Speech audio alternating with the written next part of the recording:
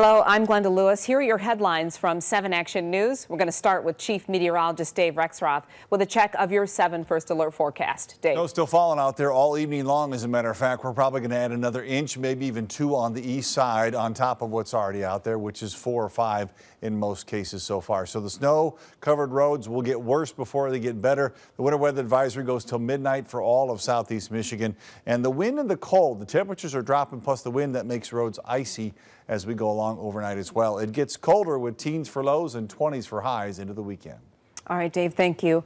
Now to the latest on a man accused in a string of Detroit area murders that left 6 people dead. We've learned that 40-year-old Kenyell Brown had been released from custody because he was an informant for federal law enforcement agents. Detroit Police Chief James Craig says the DPD DEA Joint Task Force signed Brown up as an informant last fall to provide information on gang activity in southwest Detroit. Well, before that, he was working on a supervised release as an informant for ATF agents. According to Craig, there was a miscommunication during the transfer from ATF to the task force, and they were unaware of Brown's past crimes while under federal supervision.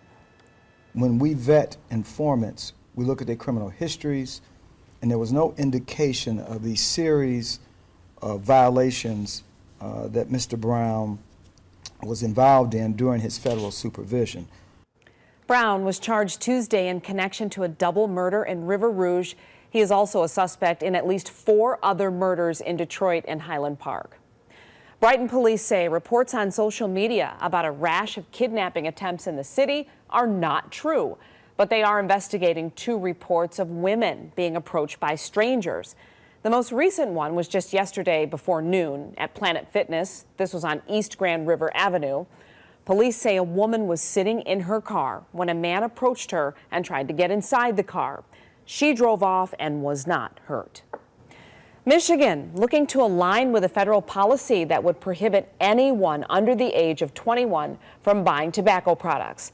The bipartisan package of bills is aimed at tackling the vaping crisis in our state. The bills look at a tax vaping product by 24% and require vape retailers to be licensed annually.